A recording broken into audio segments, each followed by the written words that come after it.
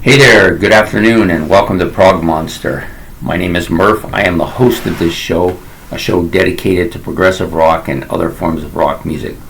So here we go. We're back now with a show that was my Friday Night Live experience. Has now changed to just the live experience. Will come out bi-weekly, every second week, trading off with the psychedelic snack. So this week it's the live experience. I'm coming back with a vengeance, so to speak, and we're doing this album today, Unleashed in the East. Sorry, I'm getting a bad reflection there. Let's try it there. Unleashed in the East by Judas Priest. Fantastic album. It's an album I've never actually owned before. However, I heard quite a bit of it when I was growing up. A couple friends of mine had it actually, and it was always an album I intended to buy, but there was always one or two albums that I wanted more. And so it just never got bought, but many of the tracks I'm familiar with. The album itself I'm really familiar with. And probably, I think, one of the great live albums of all time. Definitely one of the top metal albums of all time, if not the top. Well, not the top, but pretty close to the top as far as metal sound goes. Okay, so we're going to talk today about this album. A lot of things about this album are really good.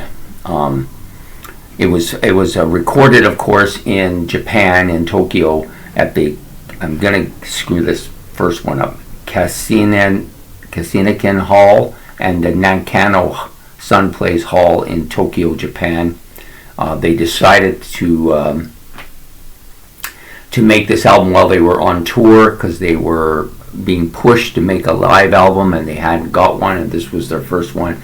Just a fantastic album. Came out in 1979, called Unleashed in the East by Judas Priest. Featured on this is to me, pretty much the classic album group of Judas Priest. Halford on vocals, Tipton and K.K. Downing on guitars, Al Hill on bass, and Les Binks, of course, is here on drums.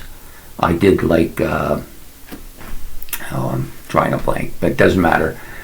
Les Binks is on this live album here. Really good, really solid. The whole band is like on fire here. And Judas Priest is one of those bands that I believe is better live than they are on their studio albums. I think they're one of the 5 best live bands of all time. They're certainly up there. If they're not in the top 5, they're definitely close to that. There are 9 tracks on this album, and this particular album, which is a remastered that I just came by, also has the additional 4 bonus tracks on it. Rock Forever, Deliver the Goods, Hell Bent for Leather, of course, and Starbreaker, which were the bonus tracks on this album. But I'm not going to go into too much depth about those particular songs. We're just going to talk about the original album as it was with its 9 tracks. Judas Priest easily could have done a double live album and it would have been just as good, in my opinion. Okay, so Rob Halford, first of all, is off the charts on this. His screeching, as many of you know, I see vocalists, especially in the heavy metal genre, being one of 2 types. Either they're a screecher or they're a screamer. Halford is one of those rare individuals that kind of goes along the edge of this. He screeches sometimes and he screams a lot, but it's not irritating. I don't find his voice irritating at all, like some members of the fraternity. But he's all over this album vocally. He's screaming up a storm. This may be the most screaming I've ever heard him do, and screeching. The guitar riffing is fantastic. I think the 2 guitarists, Glenn Tipton and K.K. Downing, are arguably at their best here on this album. Both of them, just ripping away here. And I think the rhythm section of Binks and Hill at times are dominating and frontal on this. So this is just a well produced album, I think. It has a lot of that real high energy sound that we've come to expect from Judas Priest live. It has some fantastic guitar soloing on it as well, and the songs are really memorable. Now, for me, this album came out before I was into Judas Priest. My journey with Judas Priest started with Screaming for Vengeance, which was up after this album. So all the songs on here come from their 70s volume of albums, and I wasn't as familiar with them, but most of the tracks I know here pretty well. The Ripper, Green Menalishi, Singer, Exciter, Diamonds and Rust, Victims of Change. All these songs are quite familiar to me. So, and although I don't own a lot of these earlier albums yet, I do have one, I believe. I have to go look, but I think I do have one. But most of the stuff that I have is from the 80s after this album. But this is fantastic. So, I gave it at least 3 8s to 3 of the songs here, a couple of 7s and 6s, no 5s at all. I probably should have ranked the last song, I didn't, but it would have easily get a 7 as well. So, it starts out with Exciter, another fast-paced muscle song. Halford is screaming at his best on this particular track. The vocal screams are, to me, among the best in rock. And that's to start the album. Then he goes Running Wild, some heavy guitar riffs here. I love the solo on this song a lot. And the vocals are very frontal and forward, as they are with most of Halford's stuff. Sinner, another great tune. I like the distorted beginning to this song, that kind of heavy metal distortion that they go, and then they jump right into the riffing, which is really catchy. He holds that last vocal part so long. I don't know how he does it. He's just screeching at such a high volume and holding it for so long. Unbelievable. Then we get the Ripper, of course. A lot of people love this song. Vocals are high again. It's a high-paced, heavy riffing song. The whole album just riffs away, man. Like, it's just really heavy. This is heavy metal at its best, I think. Then we get to my particular favorite on the album, which is Green Menalishi. I've always loved this song. I just think there's something kind of ominous about it. So there's a great heavy riff at the beginning. Probably one of my favorite Priest riffs.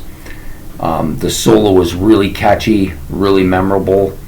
The vocals are harsh but aggressive, and the screeching is awesome on this song. Probably my favorite track on this album. Then we go to Diamonds and Rust, another really dominating, memorable heavy guitar riffs.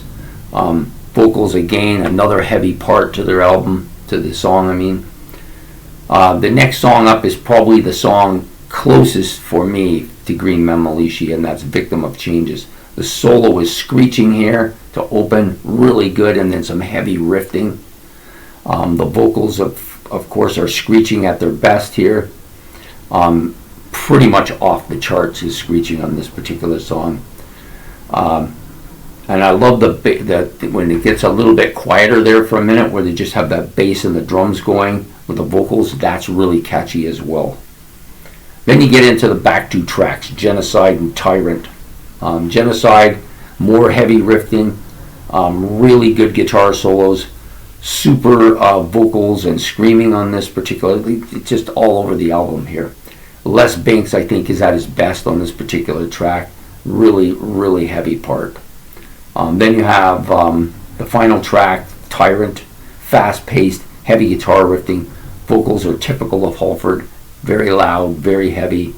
And then the soloing at the end with the rhythm section, really catchy, doing that awesome guitar solo. I'm not as familiar with which one is which.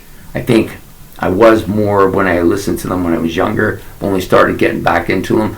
I know that one has a certain sound, the other has a certain sound. I think this is Downing, but I could be wrong. But with the guitar solo at the front, and then you have this heavy rhythm section with the drums and the bass in the background, so catchy. So this is a fantastic album. If you have not listened to Judas Priest live, you've missed something for certain.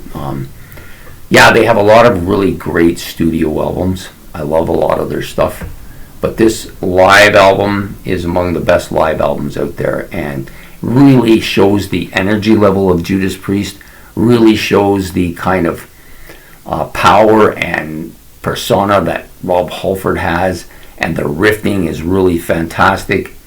I think it's one of the great, like I said, I think it's one of the great live albums of its time. And that's like now 44 years ago. It's still fantastic, and he can still do it. That's the part that's scary, almost scary. I mean, all the stuff going on in the media about Motley Crue and Judas Priest, and then battling between members and stuff like that over money and that.